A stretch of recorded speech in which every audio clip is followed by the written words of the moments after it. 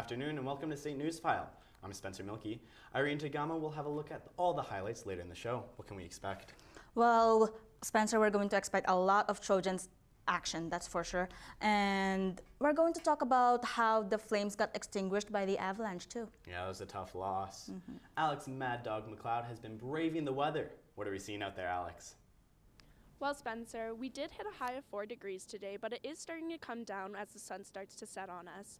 The previous record high was 15 degrees, and our previous record low was almost minus 40 degrees back in the 1800s. Our record high last year was minus 11, so I won't be complaining about the 4 degrees today, but we will take a look at the 5-day forecast and the rest of the country coming up in the show. Back to you, Spencer. Now here's a look at today's top stories. Many students here at SAIT might have noticed the mysterious structure pop up behind the East Hall residence building. Not many people know that this structure is and when it will be completed. The only thing we know is that it is temporary. Will Manzuk has more. The SAIT Campus Center is under construction this year, and the new and improved one is not expected to be ready for several years. Because of the construction, many things on campus have had to change already, with certain sports teams having to move where they play games. Now the SAIT Gym is also moving locations. This brand new tent behind East Hall is being set up as a temporary gym for students to use. One concern is how warm the structure would be. It is a prefabricated structure that is actually very often used for rec facilities. So it does come with its own engineered insulation within the membrane. The tent will include a weight room, a full-size court that can be used for basketball, volleyball, and badminton. There will also be washrooms and a front desk that you will check in at. Some have wondered if students would have any problems with the weight room being in a tent, but that doesn't seem to be an issue. I don't think so. You see athletic facilities in tents all the time. They put turf in tents all the time. There's no real reason to be concerned, in my opinion. I've trained in tents and I've never had any issues with it. Inside the tent, there will be wood flooring, and by the weight room area, there will be rubberized flooring. The tent will also be equipped with overhead lighting, and there are also sprinklers and fire extinguishers in case of a fire. Overall, SAIT has made sure that this structure will be safe for everyone inside. The structure is temporary and the timeline isn't completely known, but one thing that SAIT wanted to make sure was that the tent was warm and hygienic for all participants. For SAIT Newsfile, I'm Will Manzuk. A new massive shipment of children's medicine has arrived at the Edmonton airport. This shipment, which contained large boxes of acetaminophen, will be distributed across the province. In the shipment, some cities may not see the needle move, as there are 5 million bottles are expected to go in local pharmacies and in the larger cities first. Throughout the weekend, hospitals and pharmacies should be stocked with Tylenol and Advil, hopefully leading to the shortages ending earlier than expected. Canada and the provinces are getting ready for the first wave of a large group of new immigrants. Employers are hoping that will mean much needed skilled workers will soon be applying for jobs. As Keith Driver reports, this also comes with a dose of skepticism. Alberta is a magnet for immigration. The Alberta government has announced an update to the Express Entry program to help bring skilled workers to the province. Minister Madhu, in his ministry, is working extensively with the governing bodies and the credentialing bodies to make sure that we can expedite this credentialing process, because this has been going on for far too long. For some, it brings excitement as it means family back home will have a chance to reunite sooner. In a small community like Banff and Canmore, the effects of this announcement are resonating. Actually, my brother is on process to come here. He's a cook in a cruise ship, so hopefully he'll be coming here next month. The federal government announced last November close to 1.5 million new immigrants will be making their way to Canada. Many of them will be looking for jobs in the service and skilled labor areas. However, if your credentials are not recognized in Canada, it will be a long process before they are. It took Louis Gavillo 9 years before his master's in nursing was recognized in Alberta. You in the process, because there's tons of people with expectation that if they come to Canada, it would be easier for them to practice profession. And that's the reason why some people don't come here in the first place and they would opt to go to the U.S. Being a skilled worker and coming to a new country can offer many opportunities, especially with the new Express Entry program from the Alberta government, hoping to attract more skilled workers to fill the many vacant jobs in Alberta can be a promise. But if you're from a country whose credentials are not recognized by the Government of Canada, that can still be a rocky hill to climb. For SAIT Newsfile, I'm Keith Driver. Calgary tech firm Benevity has laid off 14% of its workforce this week. The company that provides transaction processing services cites that poor market conditions have led to 137 workers losing their jobs. CEO Kelly Schmidt said that their company was overbuilt for the current market conditions.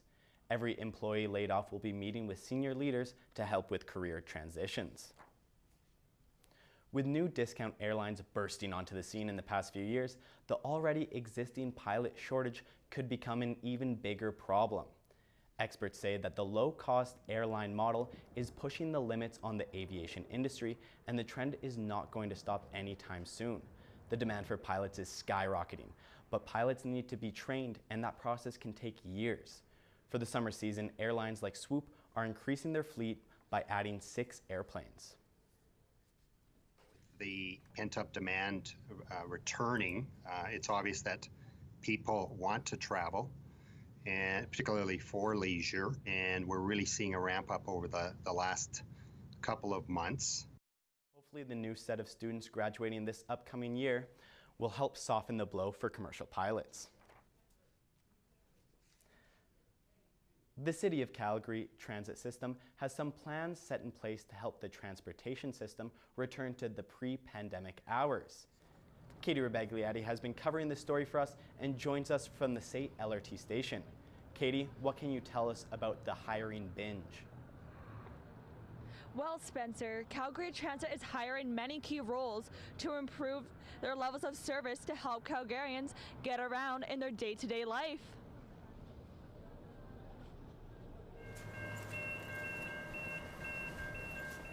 Calgary Transit will be having a 20% increase of employment.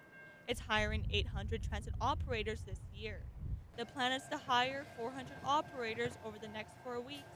Then they will hire another 400 by the end of the year. Transit is also looking to have more truck and transportation technicians to make the trains and buses safe to travel on. Improving the efficiency of the system isn't the only thing transit is focusing on.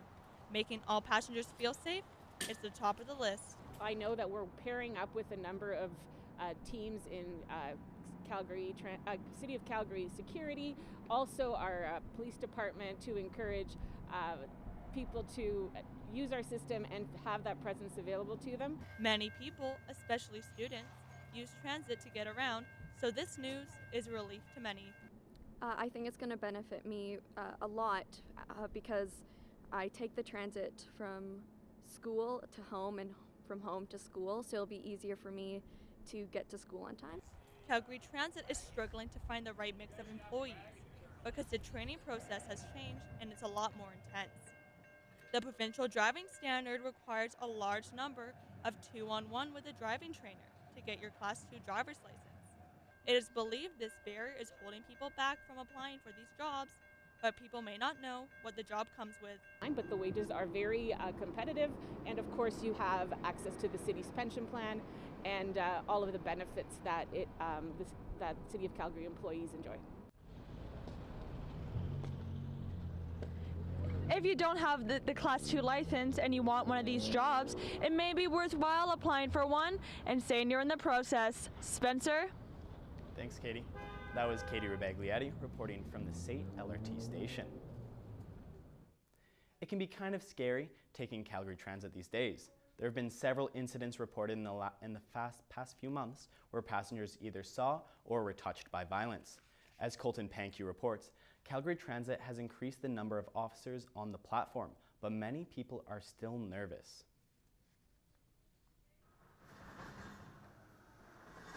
Public transit is a very common way for Calgary residents to get around, as it is convenient in several ways. Many SAIT students rely on it for their daily commutes to and from class, as it is much more affordable than driving due to the prices of both gas and parking. With that said, safety concerns do cause some to be hesitant when it comes to hopping on trains, as there have been incidents in the past that have put citizens at harm. This was the case late last week, as a man was attacked at random at the Marlborough station in northeast Calgary. This serves as yet another reminder as to the precautions needed to be taken when using public transit. don't try in the late time, like, after 10, they try avoiding, because it's nothing we can do. Only thing, like, if they should point to the places where there's no safety, patrol some guards, like police or somebody. The addition of extra security guards or police patrolling these stations, particularly during night hours, is something that several regular public transit users suggested is the best way to help limit these seemingly unprovoked attacks. I think the police should be in every other station roaming around, just so to ensure the safety of the people. Calgary police have said recently that they are working with city transit in order to prevent ongoing violence taking place at public transit stations moving forward, but no specifics regarding a plan have been given out just yet. Many are calling on action to soon be taken, as violent incidents at C-train stations in Calgary are said to have doubled over the past 2 years. While plenty continue to use Calgary Transit, they do agree that there could be extra precautions added to ensure their safety, specifically at nighttime. For the SAIT Newsfile, I'm Colton Pankew. Cal Tire has started their new engraving program to deter catalytic converter thefts. Converter thefts have exploded in size, as in 2022 they were up by 1,200. These parts contain precious metals, so they can be sold for quite a pretty penny. By engraving a vehicle identification number onto the converter, the city is hoping it will put a stop to the thefts. The price to get an engraving is about $40 and only takes about 30 minutes to put on.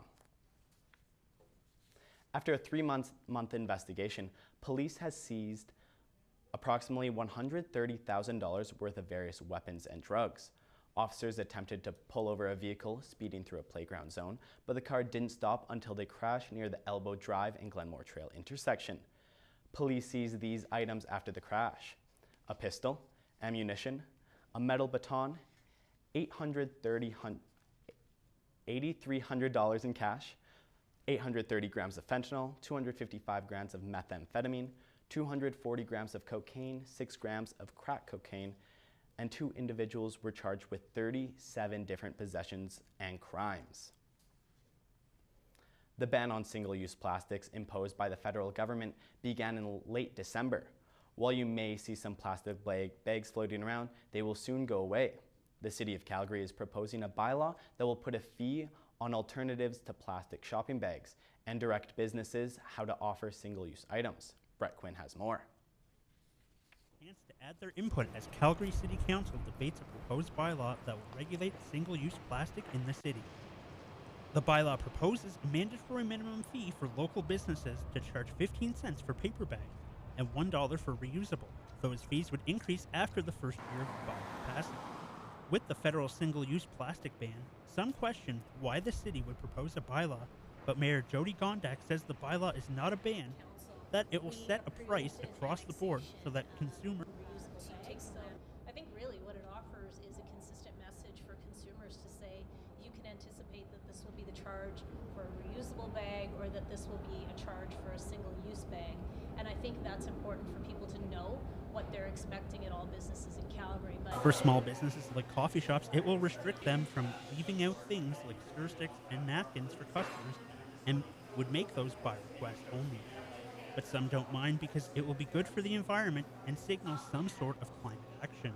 Can be challenging in these times, especially, and kind of this post-COVID economic growth that we're seeing can be a small detriment to that. But ultimately, you like to believe that the city council is looking to do something for you like to imagine environmentally better actions. And If the bylaw is to pass council, it will take effect in January 2024. So make sure you have a few of these handy so you won't be overcharged. For SAIT Newsfile, I'm Brett Quinn. Those are today's top stories. We'll have your full forecast after the break, but first, Dulce Bella will have a look at what's going on around Calgary this week. Do you miss the classic bangers from the 90s and early 2000s? Head down to Poppy Calgary for their throwback dance party. Make sure to get on the guest list so you don't miss the giveaways. The Year of the Rabbit is right around the corner. Hop down to the Calgary Chinese Cultural Center for celebrations. Make sure you stick around for their traditional performances as well. Are you looking to brush up on your skating? Central Commons Park is hosting a winter pop-up with free events. Bring the kids down to try your hand at maple sugar taffy making. Are you looking to laugh until your fake lashes come off? Head down to the Drag Brunch being hosted by Queen Live Bright. Happy hour is on until 3 p.m. Any metal fans out there?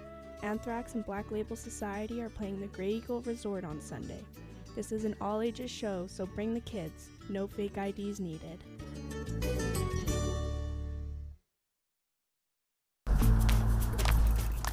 Welcome home. What took you so long? Every single Wednesday, Rumble House hosts an open house auction for their community to auction off their artwork. Beginner or experienced, Rumble House invites artists of all skill levels to participate in their weekly events. To get involved in our events, call or text 403-629-7424 403-629-7424 or check us out on Facebook for more information. Come and learn the breaking world of broadcast news. Find your passion to investigate, write, shoot, edit, and deliver the stories of the day. SAIT's broadcast news program teaches you everything you need to know for a career in radio and television.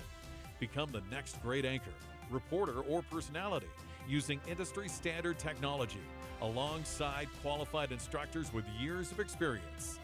This is broadcast news. Come and dare to be on air.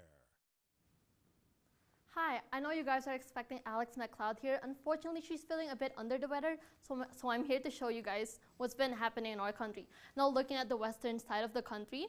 Now, as you can see, Vancouver is actually pretty cloudy. However, there's going to be a slight chance of like showers tonight or even overnight. And then in the southern part of Saskatchewan actually has some fog advisory, but it will clear out overnight as the winds increase from the west. Now, let's take a look at the eastern part of the country. Just like certain parts of Saskatchewan, Toronto is actually expecting some fog patches overnight with a mix of precipitation developing. And yeah, so that's gonna be means a rain or a shower overnight. So now let's take a look at the resorts. It's a beautiful day south of the border. Palm Springs is sunny and 17. Barbados and Honolulu are 28 and sunny. Cancun is 27 with thunderstorms developing.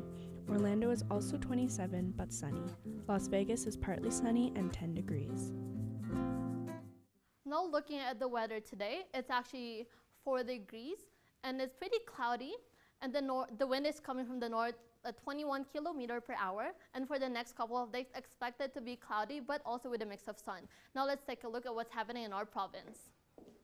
As you can see, there's actually a mixture of sun and cloud throughout the province. However, just so you guys know, this is actually the first time that Edmonton is above zero since November 27, which is, if I'm not mistaken, they've been gone below zero for 52 days. And that is also ties with the third longest record in the country. And like I said, Calgary is 4 degrees, Fort McMurray is -3, Grand Prairie is -2, Medicine Hat is at 0, Lethbridge is at 4 degrees, and Banff is at -2. Now let's take a look at what's happening for the next couple of days. For the next couple of days, tonight is actually going to be -7 with a clear sky. Now for the next couple of days, it's going to be pretty sunny, but I would suggest for you guys to go out tomorrow or on Saturday, because Saturday evening is actually a highly candidate for some snows and showers. Now let's take a look at the sports after the break. I used to hear voices. I'm not good enough. I'm not worthy. I don't matter. Walked around in circles, didn't know where to go. Until I found my purpose. Through people that helped me live a better life and build a better future. Now I could finally see that I'm able, capable, and worthy.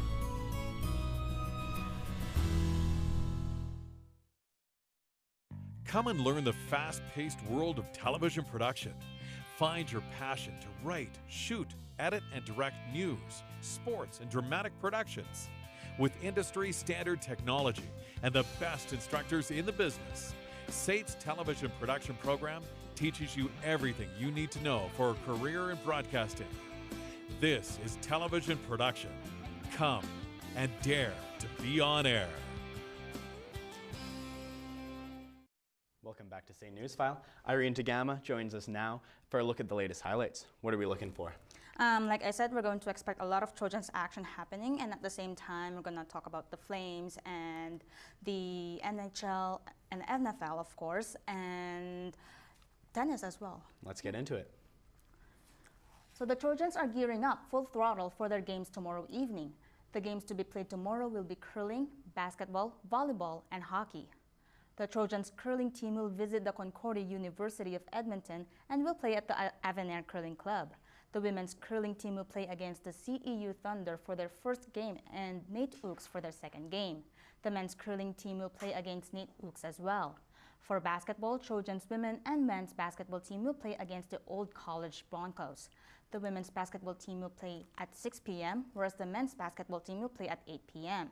For volleyball, Trojans women's and men's volleyball team will also play against the Old College Broncos as well at the Rally Point. The women's volleyball team will play at 6 p.m., whereas the men's volleyball team will play at 8 p.m.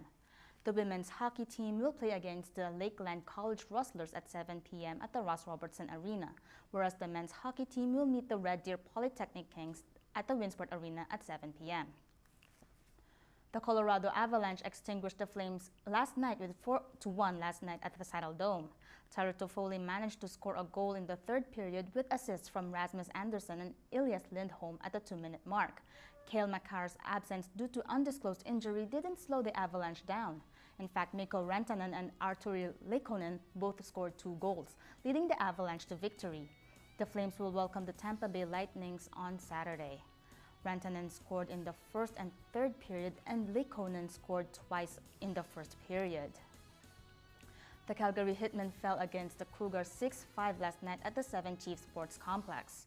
Tomas Marinkovic scored the game with a goal at the 14th mark in the first period, with assists from Keegan Slaney and Brandon Wienott. But as the game progressed, the Cougars managed to nab the goals from the Hitmen, with Jackson Weeb scoring the goal at the 14-minute mark in the third period. The Hitmen will play at the Saddle Dome on Friday, welcoming the Brandon Wheat Kings at 7 p.m. Throughout the game, Zimmer and Weeb scored 2 goals, with Zimmer scoring in the first and third period and scoring twice in the third period for Weeb. The Toronto Raptors will visit the Minnesota Timberwolves tonight at the Timberwolves Arena at 6 p.m. Pascal Siakam, Fred VanVleet, and OG Anunoby will be present in the game as they go head-to-head against Anthony Edwards, D'Angelo Russell, and Kyle Anderson. Tonight's game may decide the next step of both teams, but it's still anybody's game as the season continues. The next game the two teams will go head-to-head will be on March 18th. The NFL playoffs continues as 8 teams will go head-to-head this weekend. Kansas City Chiefs and Jacksonville Jaguars are going to battle for the position for the AFC Conference Championship, as well as Buffalo Bills and Cincinnati Bengals. For the NFC Conference Championship, Philadelphia Eagles will face the New York Giants. San Francisco 49ers will go head-to-head against the Dallas Cowboys. Once each team finishes the battle, 4 teams will be fighting for a spot to play for the Super Bowl next month.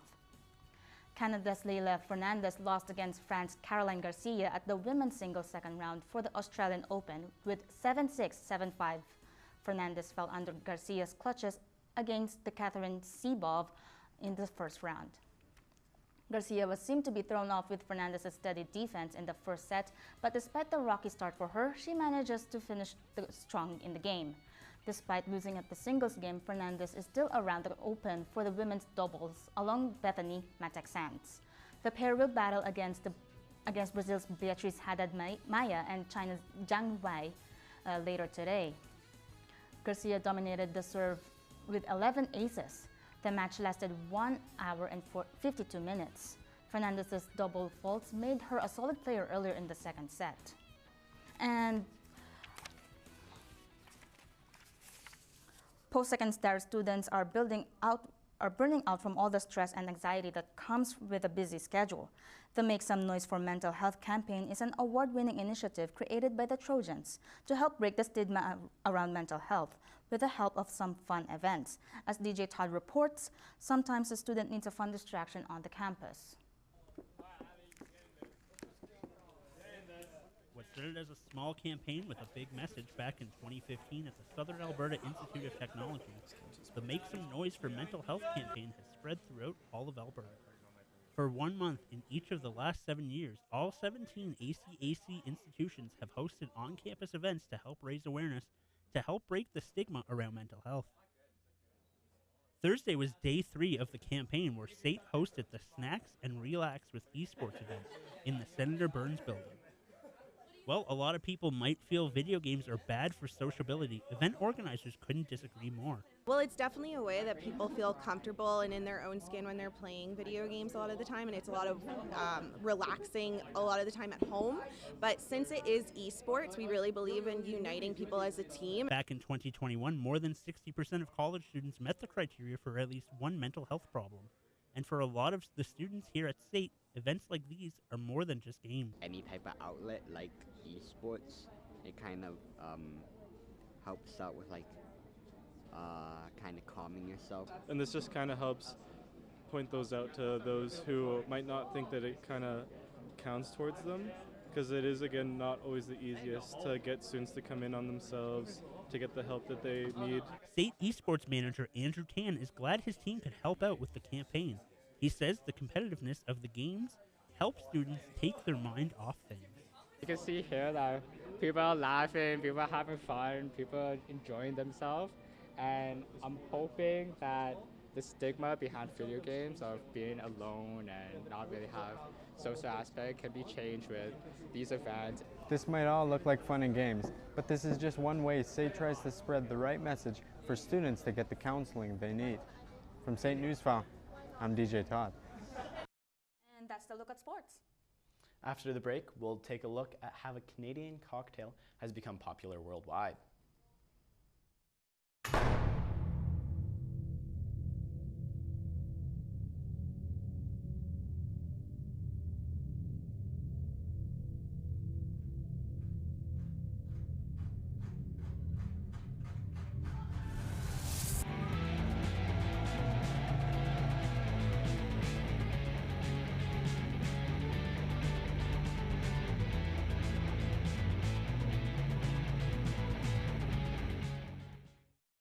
Come and learn the breaking world of broadcast news.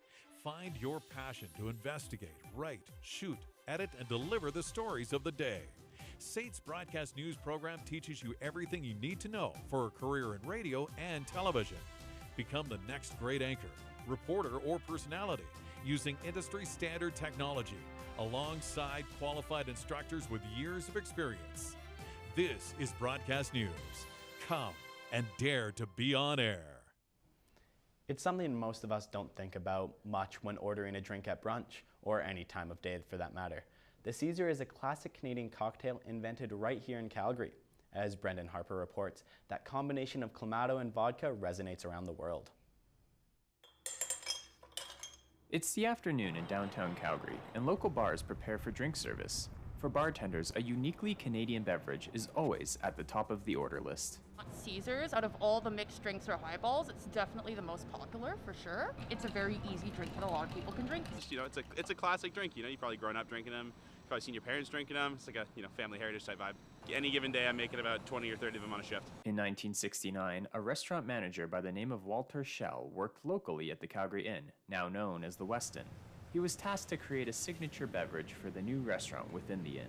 As Joan Schell describes, her father had no idea that his Caesar would become a massive success. Because it was put out there that it was a Canadian drink, it was concocted in Canada, and that the Americans don't know what it is, and at the time nobody knows what it is, so it was strictly our thing. And like, if he was alive now, he would just go, he'd throw his hands up like this and go, I don't know. The Thursday before the May long weekend would be officially known as National Caesar Day. It's meant to be in Calgary. We created it. I think we have to take that pride, and I really want to make the Caesar akin to the Sazerac in New Orleans or the Cosmo of New York. The Caesar is a staple of Canadiana, born from one man's legacy that won't be forgotten.